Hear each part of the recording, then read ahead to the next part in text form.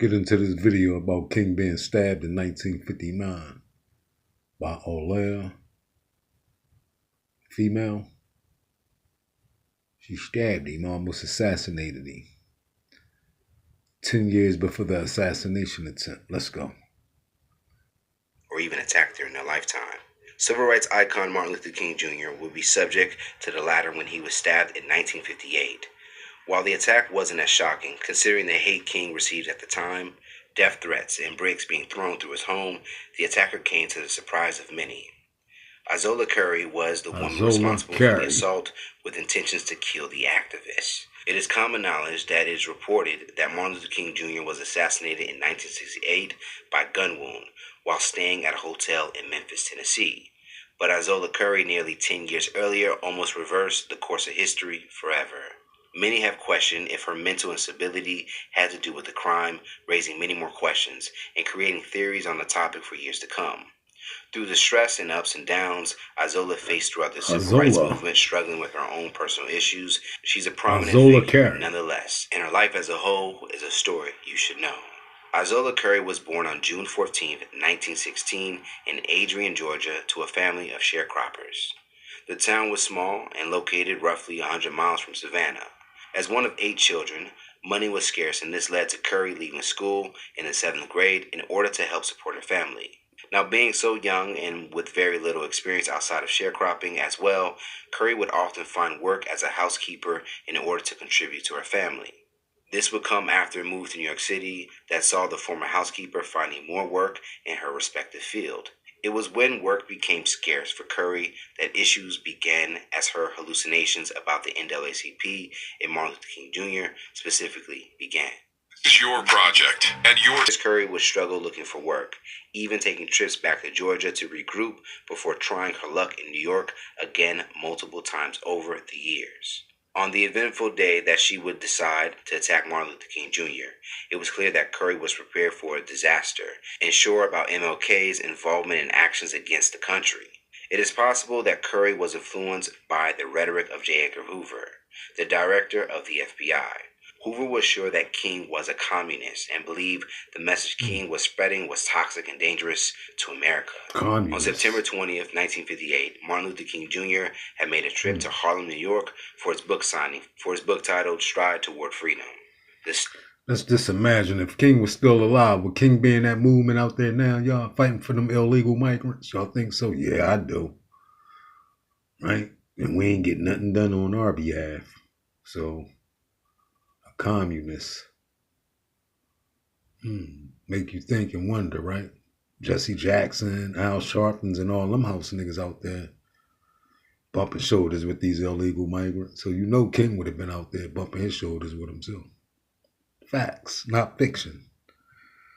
Stop marked one of many during the tour to promote the book and took place at Bloomstein's department store. On the fateful day of the attack, Curry approached much like any other fan did that day, appearing as though she may have been getting an autograph. Now, according to the most accurate story from a collection of accounts, Curry asked King Jr. if he were indeed Martin Luther King Jr.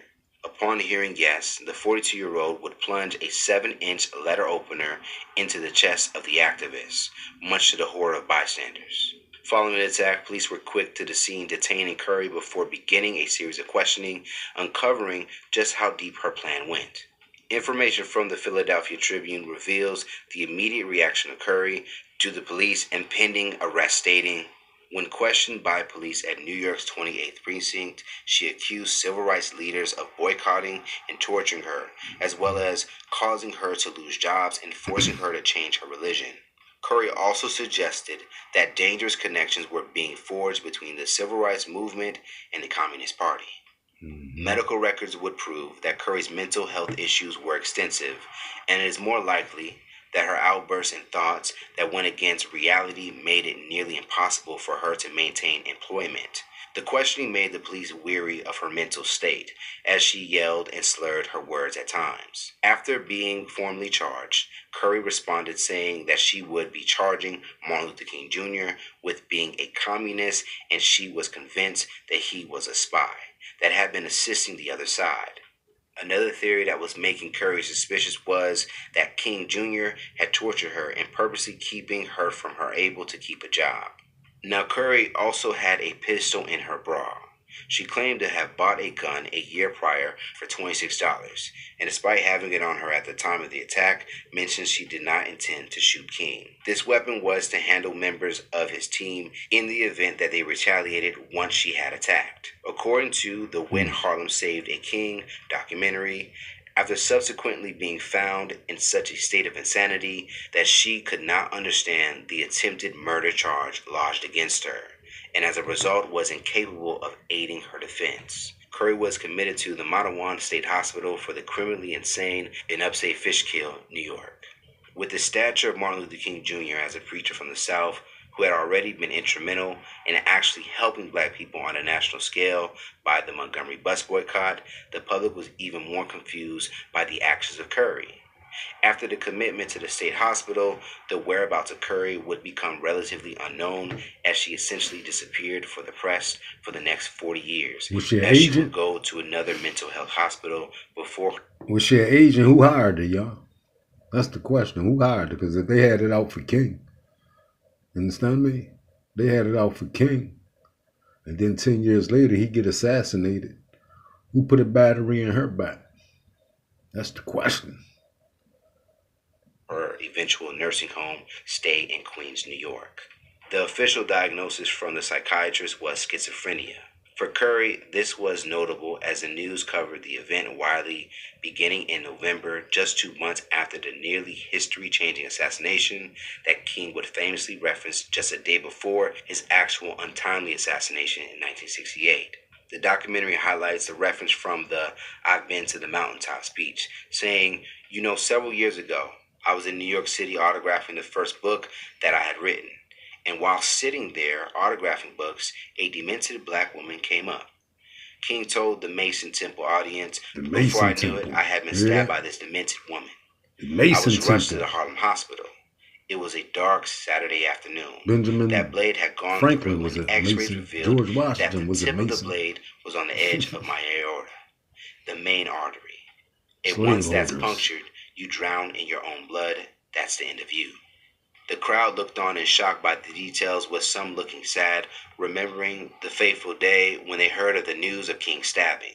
Now, despite the incident, Martin Luther King Jr. would sternly assert that he had no animosity or anger towards the woman, as he understood her mental state and was just happy to be alive, as a New York Times article published that day after his death would reveal that if he had sneezed, he would have died with a letter opener that had pierced his sternum. During the years from the incident, many attempted to retrieve the records of Curry to discover her whereabouts since the incident, but to no avail. It was eventually a voter registration in Queens, New York prior to the 2012 election that sparked the location of Curry for the press and others to gain more information on what she had been up to for all these years. After the initial commitment to Matawan, Curry would spend only 14 years there before a leg injury saw her transferred to the nursing home. In her final years, the narrative surrounding Izola Curry changed greatly through those that were with her day to day in the nursing home. People remembered her often smiling and being willing to talk to nearly anyone. Now, very frail and short in stature, Curry is a shell of the woman who was nearly an assassin over 50 years ago. The New York Times had been a publication keeping track on her life once she was found in 2012, with an article revealing that the Smoking Gun wrote of having found Miss Curry, physically and mentally feeble, at the nursing home, Hillside Manor, in the Jamaica section of Queens. While Curry described her daily routine, up at 5:30 a.m., bed around 10 p.m., and not much going in between, the profile said she met questions about King and the stabbing with a furrowed brow and a blank stare. It cannot be confirmed that Izola Curry did or did not understand the questioning, but it was clear that she was withering away and in the final years of her life of fighting mental health issues. With no family to survive her, as she claimed they had all passed or that she lost contact with them, Izola Curry leaves nothing more behind than a legacy of what if, a peek into the way that mental health and job opportunities have been treated in the United States over time. Izola Curry would pass away on March 7th of 2015 alone, having outlived most of her peers. While the services of the nursing home helped greatly to keep her safe and under control for decades, one can never forget the story you should know surrounding her legendary assassination attempt against the great man, Martin Luther King Jr.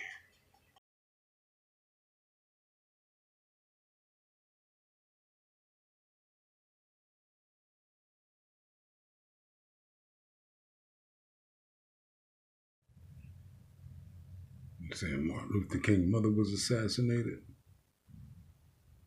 Huh? That's what they saying? That's Martin Luther King's mother. That's his wife. Guess his father. Let's get into this story here, y'all. They said Martin Luther King's mother was assassinated. Let's see. Legacy and the King dynasty. She was undoubtedly one of the most influential women of the 20th century. She reigned and was quite powerful during the 1920s through the early 1970s, a time in history before the internet, before cell phones, but still a time where a mother calls for justice. Yet, her calls went unanswered.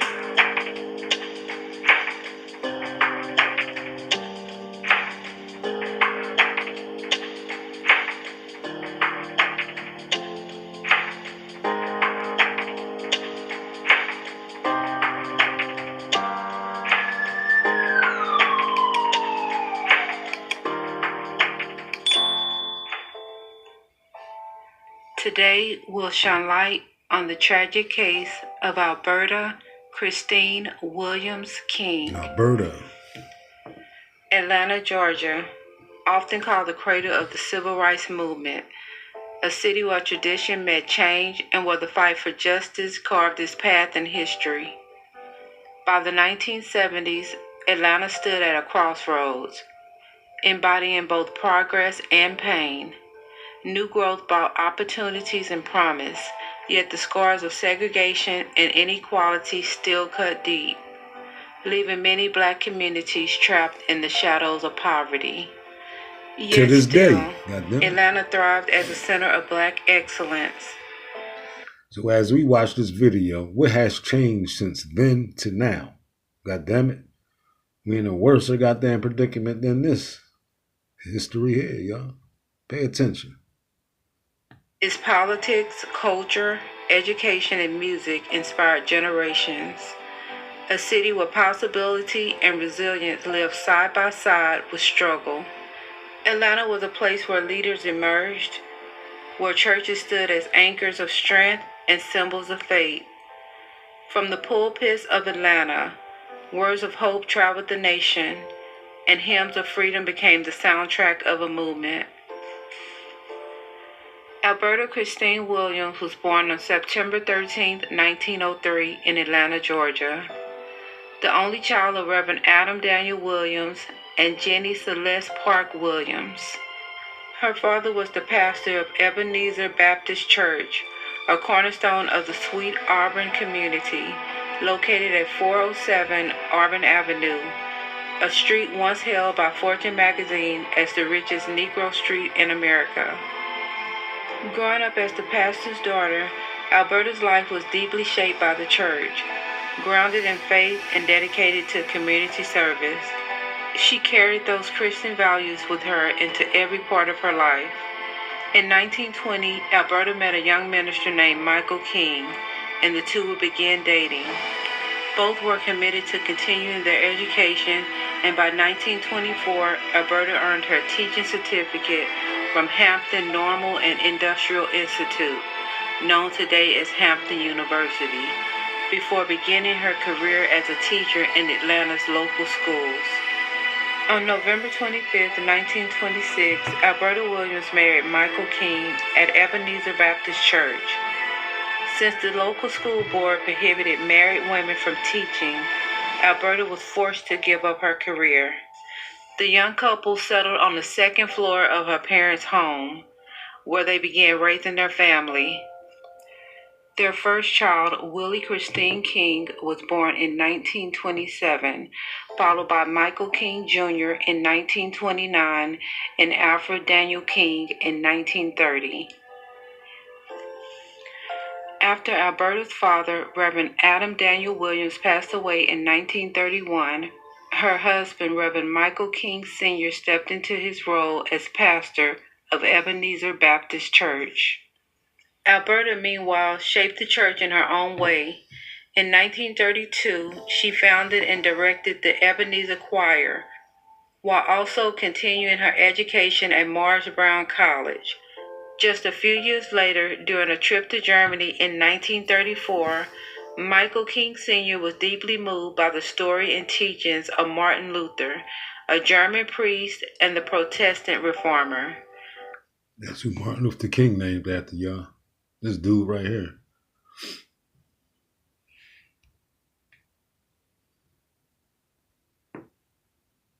Yeah. When he returned to Atlanta, he changed both his own name and that of his eldest son, who was 5 years old at the time, to Martin Luther King Sr. and Martin Luther King Jr. With active roles in civic and religious organizations, Alberta's work also extended beyond the church. Mrs. King was an active member of the NAACP. She was involved with the Young Women's Christian Association and the Women's International League for Peace. Alberta Bunch King served as the organist for Ebenezer Church from 1932 until 1972. She understood the importance of a beautiful home, a beautiful life, a supportive wife, but she never allowed that to prevent all of the desires of her heart. She was a well-rounded, fully rounded lady. And in 1938, she earned her bachelor's degree. But above all, Alberta devoted herself to motherhood. She raised her children to value education, to face discrimination with dignity, and to never see themselves as inferior. Through love, faith, and resilience, Alberta laid the foundation for the legacy her family would carry into the world. Alberta was often described as soft-spoken, reserved, and someone who preferred to stay out of the spotlight.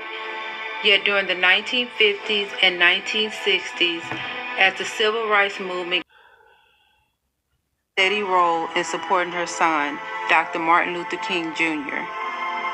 She helped organize rallies and stood faithfully behind him as his leadership and influence grew. She helped organize rallies and stood faithfully behind him as his leadership and influence grew. She always said to me, you must never feel that you are less than anybody else. You must always feel that you are somebody, and you must feel that you are as good as anybody else. And of course, this came up with me in spite of the fact that I still confronted the system of segregation every day. Is that a violent conflict in your life? If you really believed your mother, and yet the system around you suggested that this wasn't true, it must have set up some sort of strain. Yes, I think so. As I look back over those early days, I did have something of an inattention. On the one hand, my mother taught me that I should feel a sense of somebodyness. On the other hand, I had to go out and face the system, which stared me in the face every day saying, you are less than, you are not equal to. So this was a real tension within. Reflecting on her presence in his life, Dr. King once wrote, my mother, Alberta Williams King, was behind the scenes setting forth those motherly cares, the lack of which leaves a missing link in life. During this era, Dr. King also shared the pulpit with his father, Reverend Martin Luther King Sr., and his brother, Reverend Alfred Daniel King, as co-pastors of Ebenezer Baptist Church, while Alberta continued her own service as choir director. But in 1968, tragedy struck. On April 4th, civil rights leader and minister Dr. Martin Luther King Jr. was assassinated while standing on the balcony of the Lorraine Motel in Memphis, Tennessee, where he had gone to lead a march in support of the sanitation workers. He was just 39 years old. Alberta, though extremely devastated, became a source of strength for her family in the wake of her son's assassination. Yet heartbreak would strike again the following year on July 21st when her youngest son, civil rights activist and minister Alfred Daniel King, suspiciously drowned in his own pool. He was just 38 years old. For Alberta, the loss of both sons were unbearable, but still, with unwavering strength and faith, and as the King family's matriarch, she continued to carry the weight of her family's legacy. On Sunday morning, June 30th, 1974, nearly 400 worshipers gathered at Ebenezer Baptist Church for what began as a typical service. Amongst them was a young black man in a tan suit, who many assumed was simply a visitor. At around 11 a.m., as the service began, Alberta King sat at the organ playing the Lord's Prayer, when suddenly chaos erupted. The young man, later identified as 23-year-old Marcus Wayne Chenault, leaped to his feet shouting, "You must stop this. You are serving a false god." From the balcony, the chief usher of the church recalled hearing the commotion and seeing Marcus leap from the amen corner into the pulpit, brandishing 2 pistols. As panic filled the church, what followed was a nightmare. For the next 90 minutes, Marcus opened fire. Bullets ripped through the air until both weapons were empty. Witnesses remembered him yelling, "I'm taking over this morning, and I'm going to kill everyone in here." When Marcus attempted to reload, Alberta's grandson Derek and other brave members of the congregation rushed forward and restrained him, bringing the rampage to an end. In the aftermath of the gunfire, members of the congregation looked around. Several people were injured, and next to the organ was Alberta lying on the floor, clutching her face. During the violent attack, Alberta, church deacon Edward Borkin, church members Jimmy Mitchell, and others had been struck by bullets and were rushed to Grady Memorial Hospital. Edward Borkin, 69 years old, was pronounced deceased on arrival. Church member Jimmy Mitchell was shot in the neck. However, she survived her injuries. Because I tried to get on the seat myself, but I knew he had already shot me.